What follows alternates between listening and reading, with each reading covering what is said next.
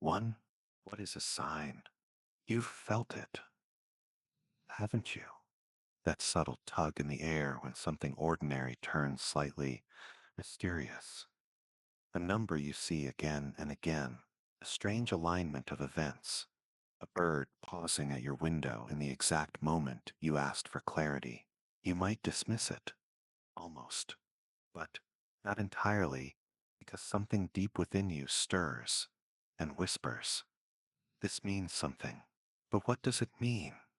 What makes a moment sacred?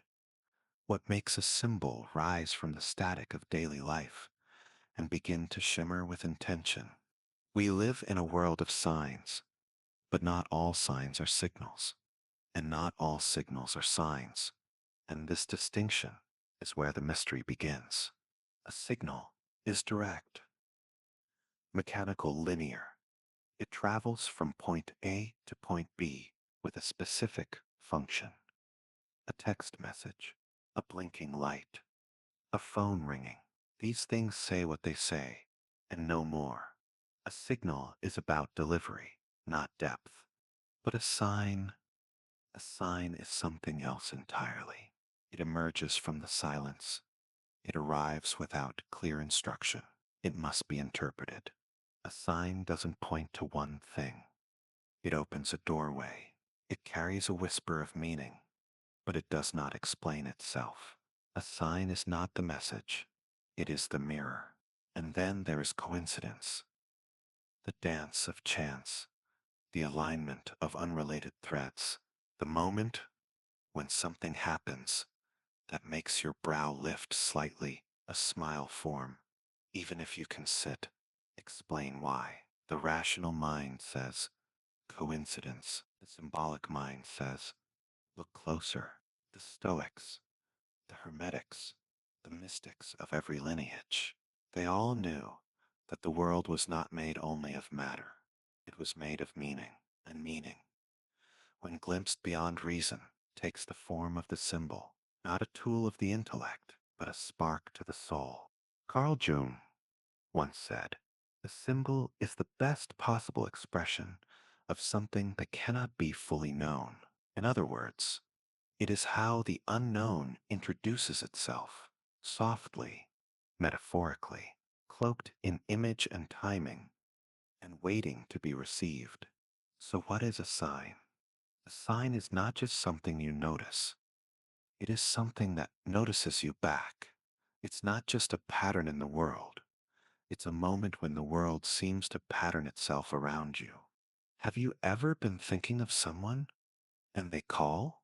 Have you dreamed of a place you've never visited only to find yourself standing there months later? These moments are not proof. They are portals. They don't offer answers. They offer openings. The question is not whether they are real, but whether you are willing to be spoken to. Because, in truth, signs do not exist only to be understood. They exist to transform perception. They are not puzzle pieces to decode. They are invitations to see differently, to awaken, to soften, to participate in a universe that may be more conscious than we've been taught to believe. And so, the symbol rises in the shape of a feather, a number, a name, whispered 3 times in one day. And the language it speaks is not English, or Latin, or Greek, but resonance. This is why sacred traditions speak in metaphor, in parable, in allegory, because the deepest truths do not belong to the world of facts. They belong to the world of meaning. In the Hermetic tradition, all of life is said to be mind, consciousness in motion, and in a mental universe. A symbol is not just a reflection, it is a thought form, sent, received, or mirrored by something deeper than logic. A symbol is a message wrapped in dream cloth. You may ask, am I imagining it? And the answer may be yes, and it may not matter, because if the universe is mental, if it reflects the shape of your attention, then what you imagine becomes part of the conversation. not as delusion, but as dialogue. This is what mystics mean when they say the world is alive, not just biologically, but psychically. You are not just walking through nature, you are walking through an intelligent tapestry, and every thread you touch vibrates with meaning. The number 111, the feather on your path, the stranger who says the very sentence you needed to hear, the song that starts exactly as you ask your question aloud. These are not accidents in a dead world. They are winks from the hidden pattern. But beware, signs are not always confirmations. Sometimes they are course corrections. Not every repeating symbol means yes. Sometimes it means pay attention. Sometimes it means pause. The sacred does not exist to reinforce your will. It exists to invite you back to alignment. And that is the deeper truth of signs. They are not there to grant your desires. They are there to awaken your awareness. So now, as you rest, as your thoughts slow, as your breath deepens into a softer rhythm, feel how open the world becomes when you stop needing to explain everything. Feel how alive it becomes when you allow for the possibility that it is speaking not in words, but in rhythms, repetitions, in moments so precise they feel like fate. You don't need to chase them. You only need to notice. You don't need to collect them. You only need to trust your resonance. If it speaks to something deep within you, it is already enough. That is the mark of a true sign. Not that it is universally understood, but that it moves you. So tonight, let the signs come softly. Let the meaning rise from the edges of your vision, like mist around a candle, like music with no origin point, like memory before it becomes form. The signs are always speaking, not to your ears, but to your soul. 2. Ancient symbolism, the sacred language across civilizations. Long before alphabets, before history was written in ink, before cities rose and fell, humanity spoke in symbols, not as art, but as code, as a language that reached beneath time, beneath culture, into something shared, something sacred, something sacred, something remembered by the soul before the mind could speak. A spiral carved into a cave wall, an Ouroboros sketched in the margins of an alchemist's journal, a lotus blooming in the stone of a forgotten temple. These were not decorations. They were mirrors. They were maps, pointing not outward, but inward. And across the world, these patterns repeated in cultures that never touched, in civilizations divided by oceans and centuries. Still, the same forms appeared, the same eyes, the same animals, the same stars drawn in circles of fire and myth. It was as if something deeper than language, deeper than borders, was dreaming through us all, whispering the same stories in different tongues.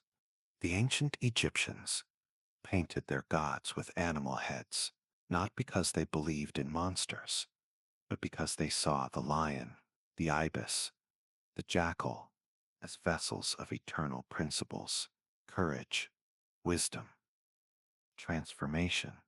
They were not literalists, they were mystics who knew that truth must sometimes be worn like a mask to be understood. The Greeks saw symbols in every corner of the cosmos, the labyrinth of the Minotaur, the golden thread of Ariadne, the scales of Themis, and each myth was a reflection of the psyche, of the human heart, of the path through suffering toward insight.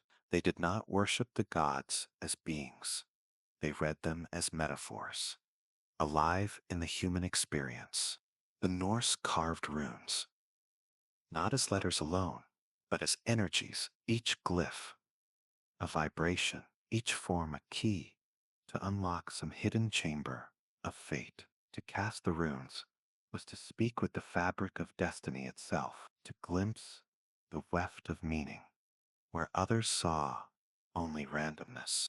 In India, the yantra, the mandala, sacred geometry became the gateway to the divine, each line aligned with cosmic law, each circle an echo of eternity.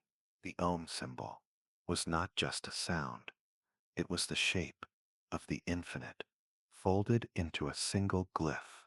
The symbol was not separate from what it symbolized, it was the presence of the divine.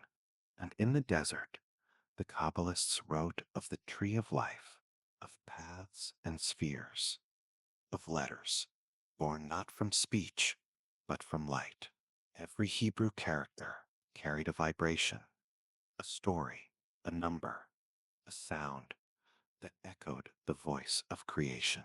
It was not read, it was entered. It was not studied, it was experienced. These ancient systems did not compete.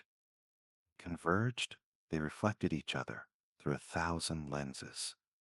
And though the garments changed, the essence remained. Sacred geometry, solar cycles, animal totems, triads, circles, serpents, eyes, trees, wings. They appeared again and again as if they could not be forgotten, only rediscovered. Why do these forms return? Because they are not inventions, they are discoveries. They are how the soul speaks to itself when memory returns. They are the shapes consciousness makes when it tries to describe the indescribable. A serpent eating its tail, a spiral spinning into forever, a triangle inside a circle, inside a square. They are not answers, they are thresholds. A symbol does not explain, it evokes, and in that evocation, we remember. We remember that life is not random, that meaning is not made up. It is revealed layer by layer, through stories, through dreams, through patterns, etched into stone and carried in the bloodstream of every seeker who ever paused at the edge of wonder. So when you see the Eye of Horus, the Triskele, the labyrinth, the pillars, the flower of life, do not look only with your mind.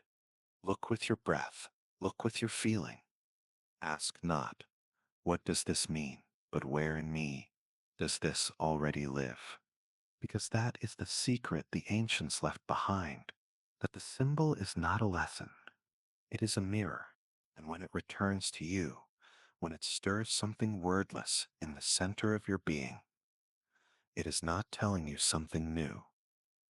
It is helping you remember what you already knew, what you forgot, and what now is ready to return. 3. Synchronicity and the whispering universe. Sometimes the universe does not shout. It whispers through patterns, through moments, through echoes that pass by, softly, almost unnoticed, until something within you stirs, and you realize it wasn't set random. It was timely. It wasn't set coincidence. It was alignment.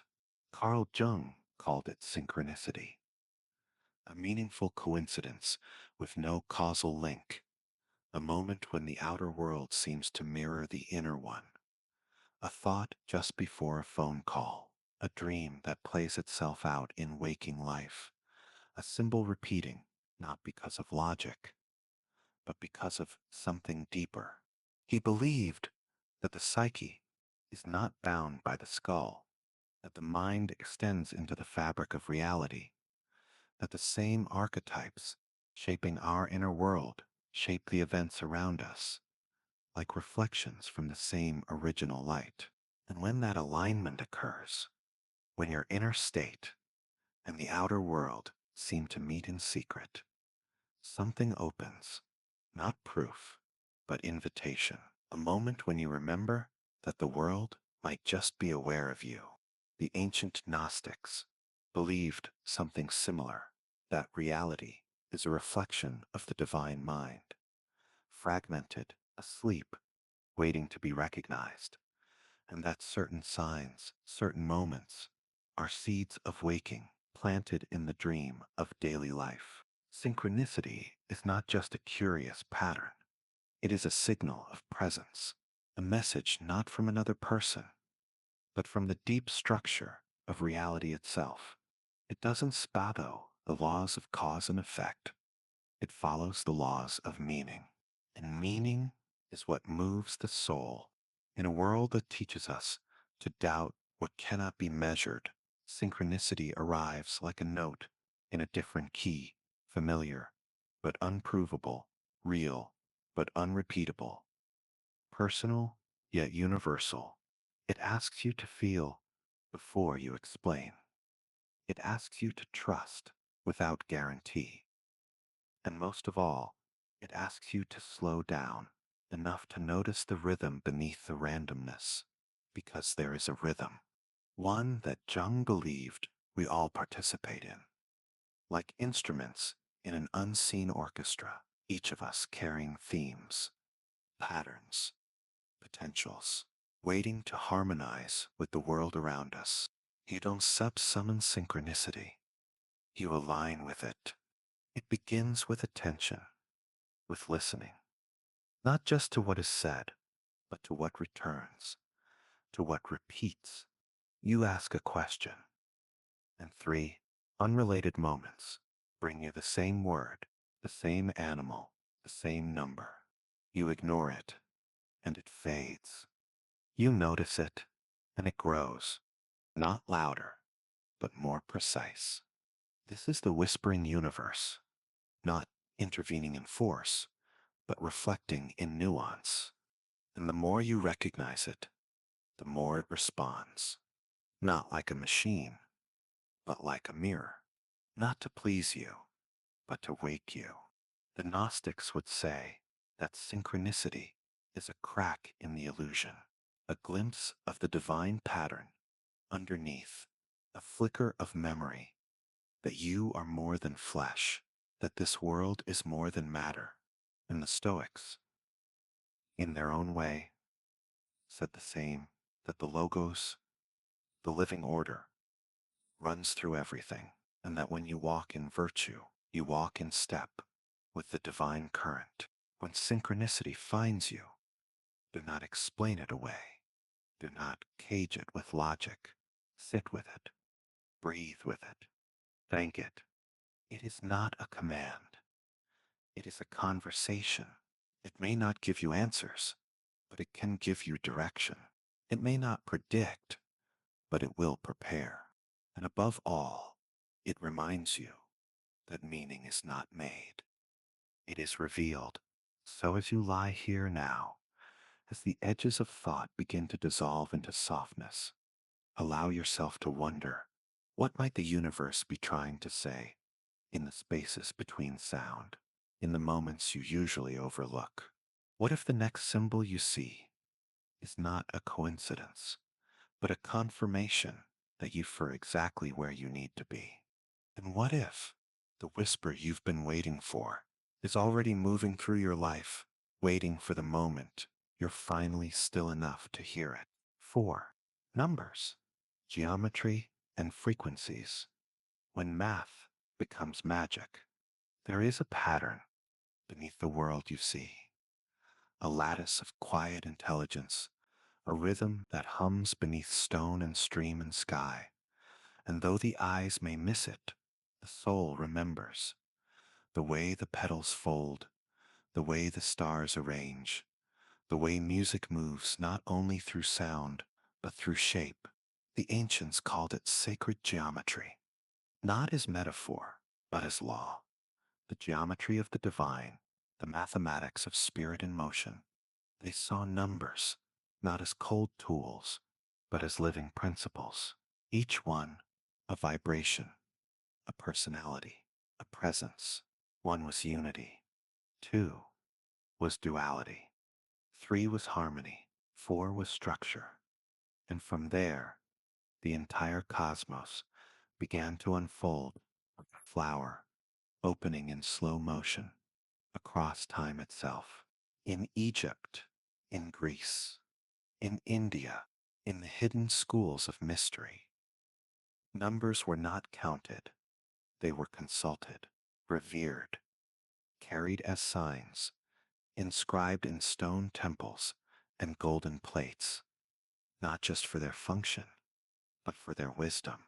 Because when you look closely, you begin to see that the same ratios, the same angles, same spirals appear everywhere, in the growth of a seashell, in the span of your arms, in the turning of galaxies, the Fibonacci sequence, the golden ratio, the circle divided into 12, the triangle resting inside the square. These are not human inventions. They are human discoveries, glimpses into the architecture of a dreaming universe. And sound, too, follows the same truth. Frequency is not random. It is the blueprint of form. Cymatics, the science of sound, made visible, reveals this clearly. When a frequency is passed through sand or water, the particles arrange themselves into sacred patterns.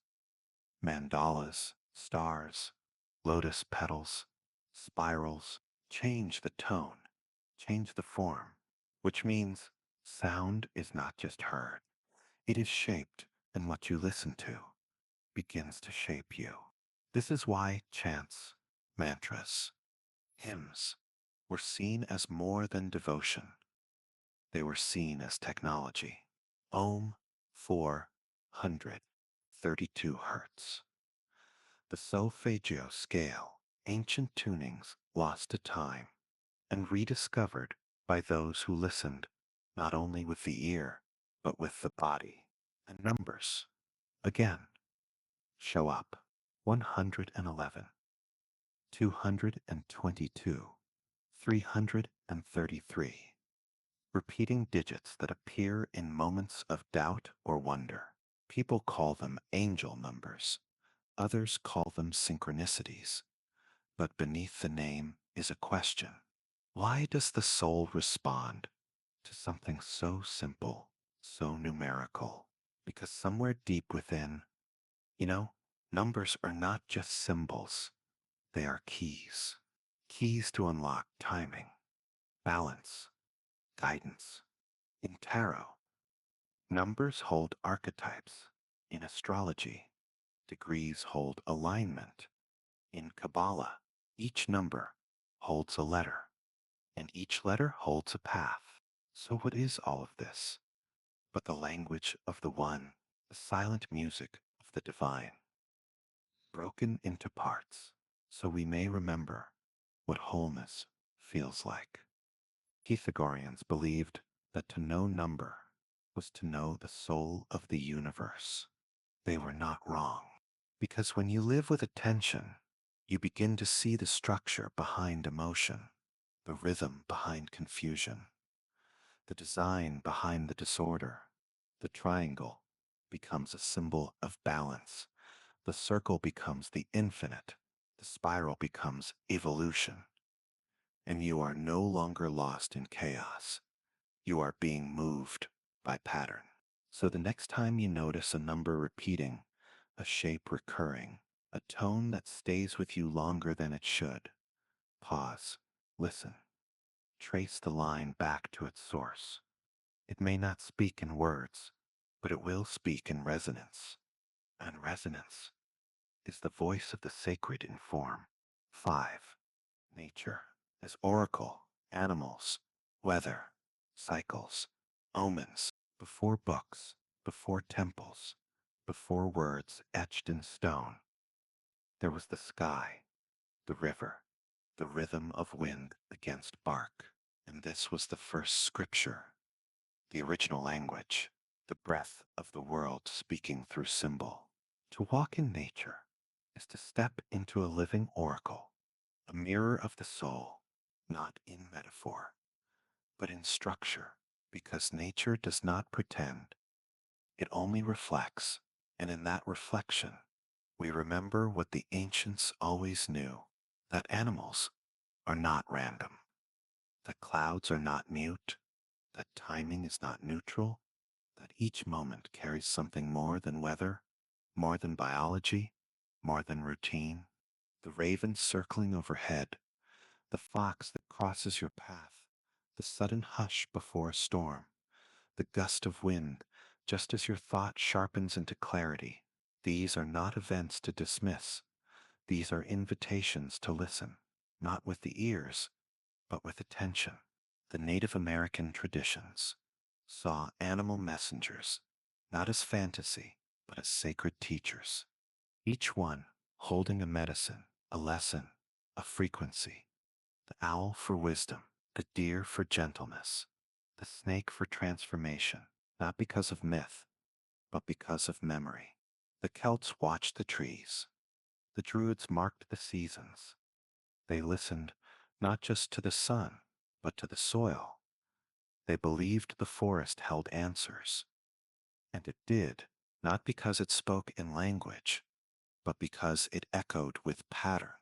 In Chinese Taoism, the balance of wind and water, of clouds and stone, revealed how aligned the human spirit was with the Taoist, a system not imposed, but reflected. When you tune into nature, you don't sit discover omens. You remember how to read them. Sudden rain, at the moment of grief, a crow watching during a moment of decision, a flower blooming outside season. These are not decorations of life. They are part of the dialogue, because the world is not silent. It just speaks softly. The Stoics believed in signs from nature. They spoke of omens, not as superstition, but as resonance, something that arises at the right time to show you that the logos, the order, the intelligence behind all things is alive. And in the Hermetic tradition, as above, so below was not a slogan. It was a key. If the skies shift, the soul may be shifting too. If the moon rises full, perhaps it is time for release.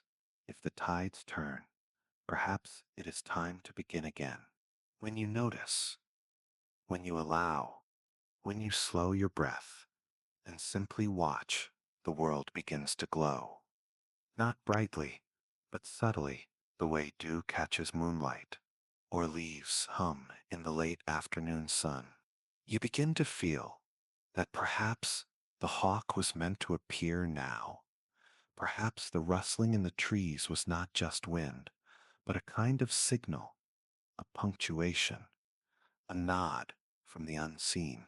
Omens are not commands, they are reflections, and the wise do not obey them blindly. They weigh them, they sense what within them is being mirrored, and they walk not with certainty, but with awareness. So, what are the omens in your life? What animals keep returning? What patterns appear in wind and weather when you feel lost or found? What does the earth say when you are quiet enough to let it answer? To live symbolically is not to live irrationally. It is to live with the understanding that not all truth comes in words. Some truth comes in shivers, in timing, in presence. So as you rest now, imagine that nature is still watching, still listening, still guiding you, not with force, but with rhythm. And if you wish to walk with it, all you must do is walk slowly with your eyes open and your spirit tuned to the silence beneath sound, because that sits where the messages live, in the rustle, in the rain, in the rhythm of the seasons. That whisper, just loud enough to be heard by the one who is finally ready to listen. 6. Dreams as cosmic messages, interpreting inner visions. We call this place dreaming, but it is more than rest. It is remembering, it is communion, it is the soft unfolding of something vast, something ancient, something that waits patiently until the thinking mind is quiet enough to hear. Every night, without effort, Without plan, you cross the threshold into a realm where time loses meaning, where the rules dissolve, where symbols come alive, and the soul begins to speak in its own voice. A dream is not noise, it is language, a sacred language, one made of images, of gestures, of forgotten rooms, and shifting landscapes. It is a conversation between what you know and what you have never fully known. The Bible, the Quran, the Vedas, the Taoist texts all speak of dreams as divine interruptions, as insight wrapped in story, as vision that bypasses the intellect and strikes the heart. In ancient Egypt, dreams were recorded on papyrus and offered at temples for interpretation. In Greece, seekers would sleep in sacred healing chambers, waiting for dream visions from Asclepius. The ancient cultures never saw dreams as meaningless. They saw them as maps, as messages from the gods, from the soul, from the cosmos itself. And when that door opens, what you find inside is never random. Carl Jung saw dreams not as illusions, but as the unconscious in motion, the psyche-sep's way of balancing itself, of guiding you toward wholeness. He said, the dream is a little hidden door in the innermost and most secret recesses of the soul. A house you don't yet recognize, a stranger who feels familiar, a body of water that reflects more than your face. These are not errors of sleep, they are messages in code, symbols layered with personal and collective meaning. The dream does not lie, but it also does not explain. It requires presence, reflection, humility. And the answer is that the deepest truths are not meant to be solved. They are meant to be lived, to be slowly integrated, to unfold, not as instructions, but as insight. You may ask, why would the soul speak in riddles? Because in the dream, you are not just watching, you are participating. A falling elevator, a soaring flight, a locked room, a child you don't recognize, a forest that breathes as if alive. All of it holds meaning. And the meaning is not fixed, it evolves as you evolve. The landscape is yours. The figures are yours. The fears, the gifts, the transformations, all mirrors of what stirs beneath your waking name. But the seed is planted, and so the message you receive tonight may not bloom until next year. Dreams do not obey time. They rise from the timeless, and the moment you begin to listen, truly listen to the dreams that come not with words, but with symbols, you begin to walk the inner path of the mystic. So what do you dream of? Because the mystic is not one who dreams, but one who remembers that the dream is part of reality, not separate, not fantasy, but a mirror turned inward. What patterns return? What doors always seem to be closed? What animals follow you across the landscapes of night?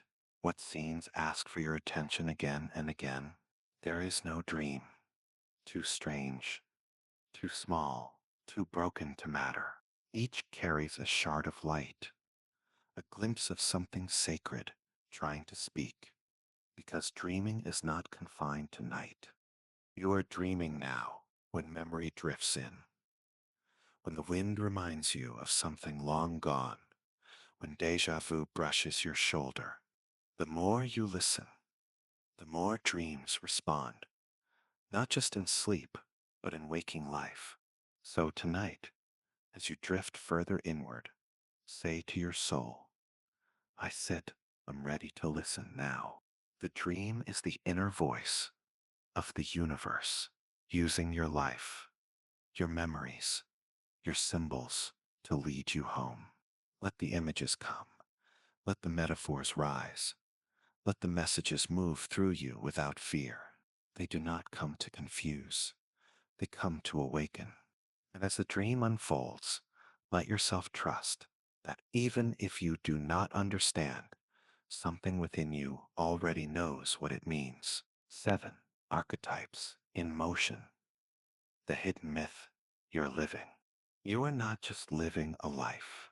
You are living a myth, a pattern older than memory, older than language, older than your name. Beneath the surface of your story, something timeless is unfolding, something that thus been told 1,000 ways in 1,000 faces, through gods and monsters, trials and returns. Carl Jung called these patterns archetypes, not characters, but energies, not scripts, but shapes that move through the human soul, like constellations through sky. The hero, the shadow, the mother, the sage, the trickster, the lover, the orphan, the king, the seeker. These are not roles you choose. They are roles that awaken within you, one by one, sometimes without warning, sometimes without comfort. The archetype rises when it is needed, when the soul is ready, when the old way no longer works.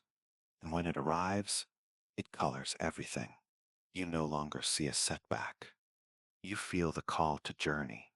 You no longer meet resistance. You meet the dragon.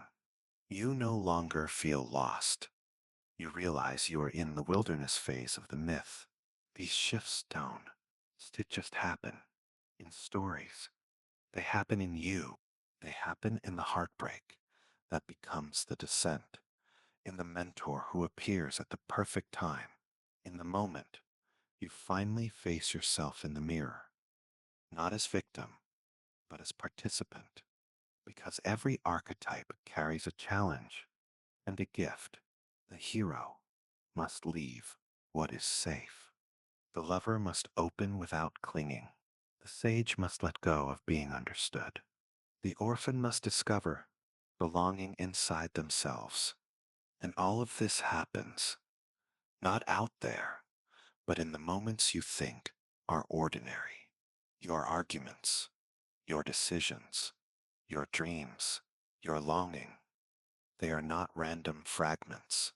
They are pages in a myth you are here to live. The myth isn't about fame or legend. It sits about meaning. And once you begin to see through archetypal eyes, everything changes. The people in your life become mirrors. The setbacks become thresholds. The patterns become prophecies. And you begin to walk differently, speak differently, listen differently. Not because you Civ solved anything, but because you Civ remembered you are inside something larger. A soul level story being shaped moment by choice, by symbol, by attention. The ancient Greeks wrote myths not to entertain, but to explain the inner world.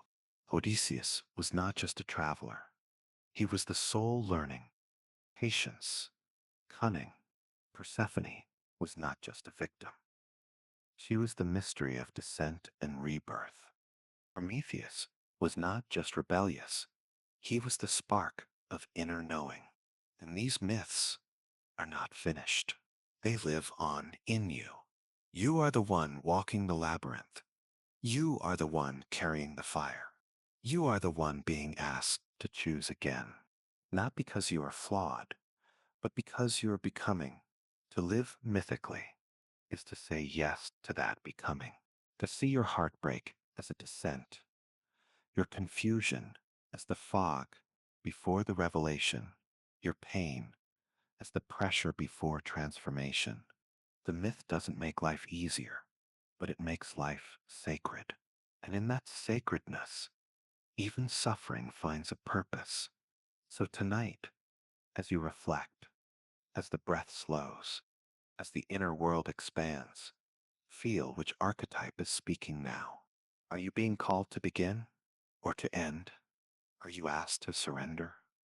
or to stand, to seek, or to stay, no matter where you are. The myth is not behind you. It is around you, waiting for your next step, waiting for your next word, waiting for your next breath to carry it forward. 8. The Hermetic Mirror. As within, so without, there is a mirror, older than glass, more subtle than reflection, a mirror that does not show your face, but your state, your belief, your attention, a mirror made not of silver, but of correspondence. The Hermetic teachings, ancient and quiet, tell us that the outer world and the inner world are not separate, that they are folded into one another, like waves folding into themselves. As within, so without. As above, so below. Not just poetic words, but a spiritual law. You are not a passive observer of the world. You are a participant, a co-author, a thread in the pattern that responds to every thought you weave.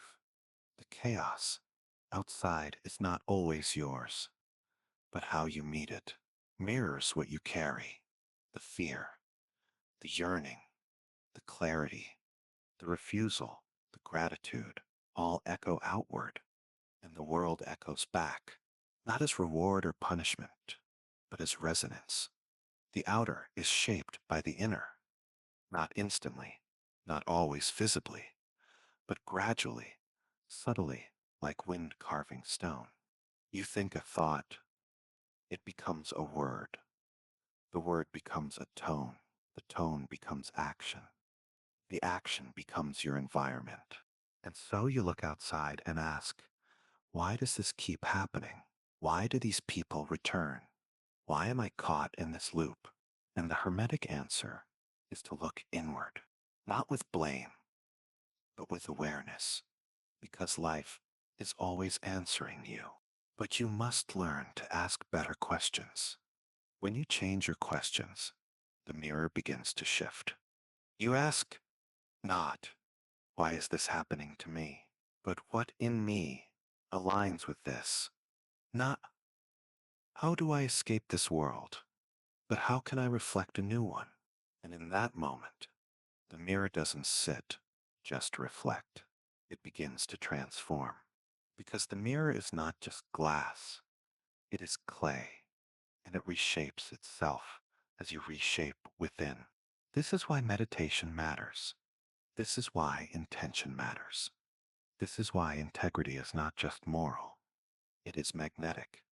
You become what you believe. You receive what you feel ready to recognize. The Hermetic mirror shows you what you carry, not to shame you, but to awaken you. So if you wish for softness, become soft. If you wish for clarity, clear your vision. If you wish for love, make space for it inside you first, not as strategy, but as alignment. You are not being tested, you are being reflected. And the more you begin to see this, the more gentle the mirror becomes. Not because the world changes overnight, but because you stop waiting for it to validate who you are. You begin to create, not just respond. You begin to listen, not just plead. You begin to see the outer world as a message, not a mistake. And slowly, gently, you move back into your own center. From that center, everything begins to resonate. So as you rest now, feel the mirror clearing. Let the images rise and fall without grasping. Let your breath soften. Let your thoughts slow. And whisper to yourself, as within, so without. What I hold, I reflect. What I allow, I become. You are not trapped by what surrounds you. You are simply being shown where to begin the change. And that change starts within. 9. The alchemy of awareness. Becoming fluent in symbolic sight, awareness, is the beginning of all transformation. Not just noticing with the eyes, but with the whole being, with the heart, with the breath, with the quiet attention that rests just beneath thought. To see symbolically is not to see more. It is to see deeper beneath the surface of what appears into the pattern, the resonance, the message folded inside the moment. The alchemists once said that real gold is not found in the earth, but in the mind, in the awareness that refines perception, turns confusion into clarity, and ordinary experience into sacred encounter. You do not need more magic. You need more stillness, because when you slow down, symbols begin to rise out of the fog, out of repetition, out of the language. Life has always been speaking to you.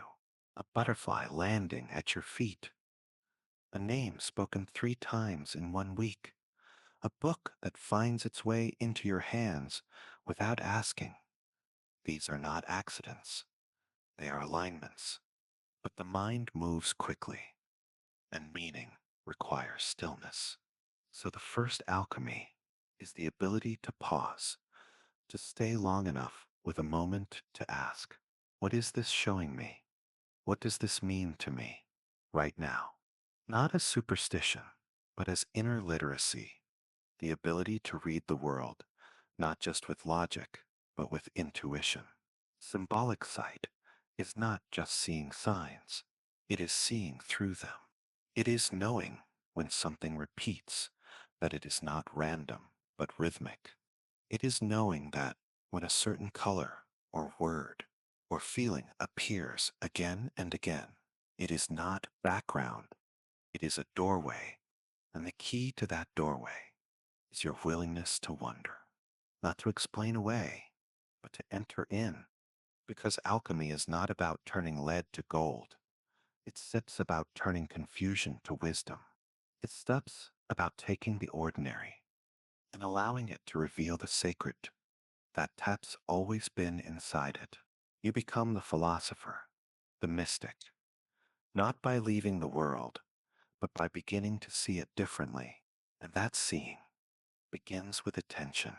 When you become fluent in symbolic sight, even your own emotions begin to speak in metaphor. Anxiety becomes a messenger, not a curse. Sadness becomes a season, not a flaw. Frustration becomes a crossroads, not a punishment. You begin to treat everything as information, not in a mechanical way, but in a mystical one. Everything becomes a symbol of something more, not because it is made up, but because it is alive. This is the alchemy of awareness. It takes what was once dismissed and makes it sacred. It takes what was once unseen and brings it to the center. The more you live in symbolic rhythm, the less you fear what comes, because you no longer believe life is happening to you. You understand it is happening with you. And when you meet it that way, every challenge becomes a riddle worth solving. Every delay becomes a sign to slow down. Every moment becomes part of the unfolding message. So, how do you begin?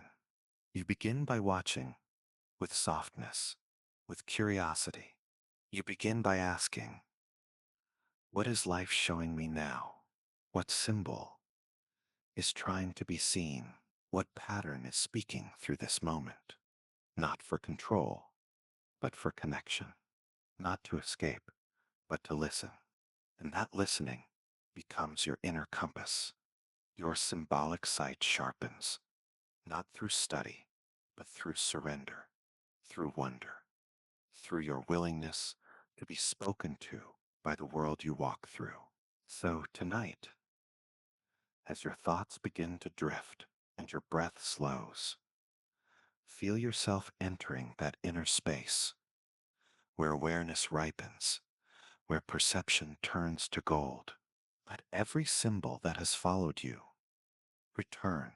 Let every sign you once ignored come forward, and let the alchemy begin, not with force, but with attention. Because the moment you see with your whole self is the moment everything begins to shine. 10, To live as a mystic is not to leave the world behind, but to walk inside it with different eyes, to move through the same streets, the same conversations, the same mornings and evenings, but to see them layered with meaning, veined with metaphor, pulsing with quiet instruction. The mystic is not defined by robes or rituals or secrets hidden in books. The mystic is defined by one thing: presence, a sacred kind of attention, so steady, so inwardly clear, that the world begins to reveal itself differently. The mystic does not demand signs. They recognize them. They don set force, meaning. They listen for it. They understand that the universe is already speaking in dreams, in numbers, in wind, in repetition, in silence. They do not seek answers. In logic alone, they seek relationship with what unfolds. They ask, what is this moment teaching me? What is this symbol asking of me? What mirror is being held in front of me right now?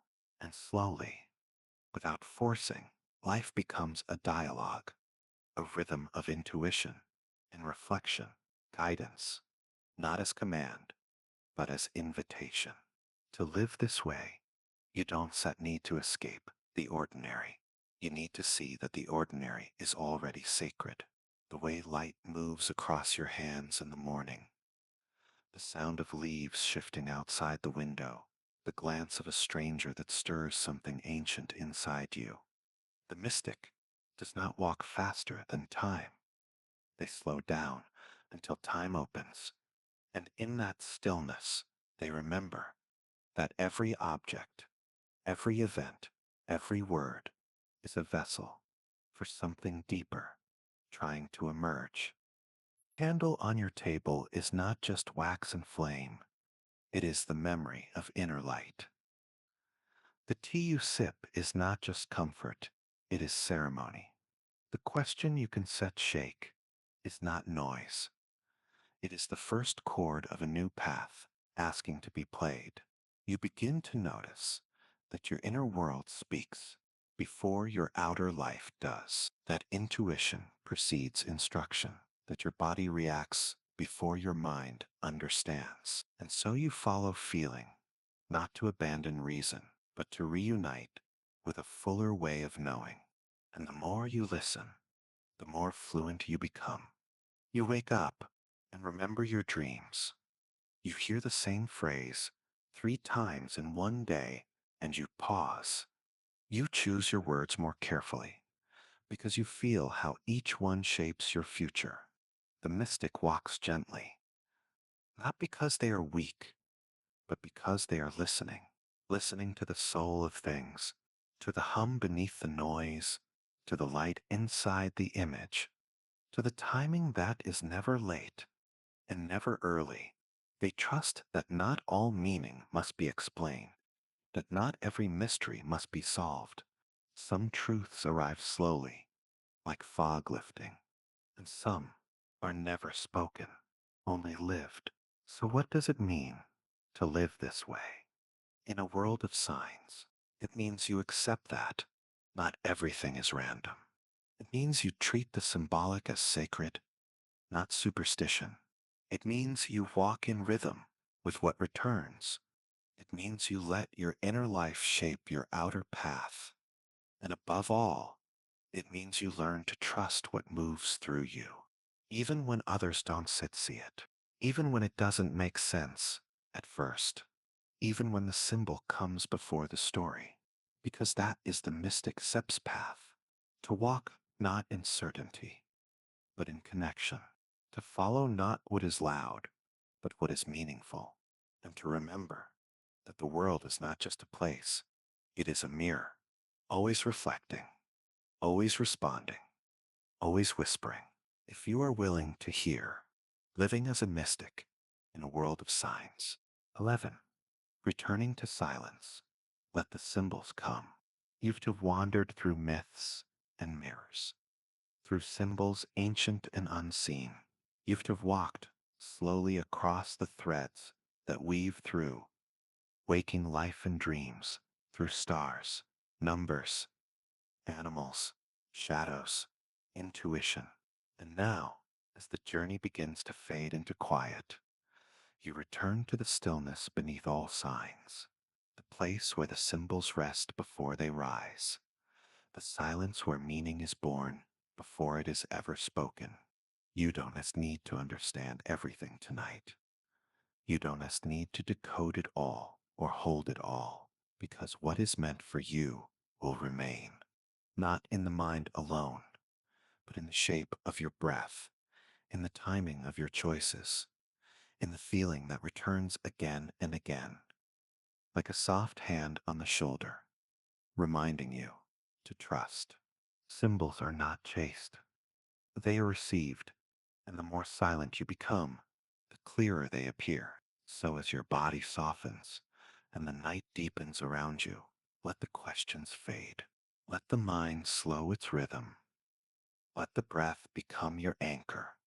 Let the symbols come now, uninvited, unforced. You do not need to seek them, only to notice them, only to welcome them, only to allow the universe to speak when it is ready. And if it is quiet tonight, that too is a message, because even silence holds signs. So rest now, rest in the knowing that the pattern is already unfolding. The message is already moving toward you. The meaning is already being written gently in the space between dreams. Let it come. Let it shape you. Let it find you in stillness. And when the next symbol arrives, you will know, not because it shouts, but because it feels like something you've known forever, returning in a new form. Sleep now and let the symbols come.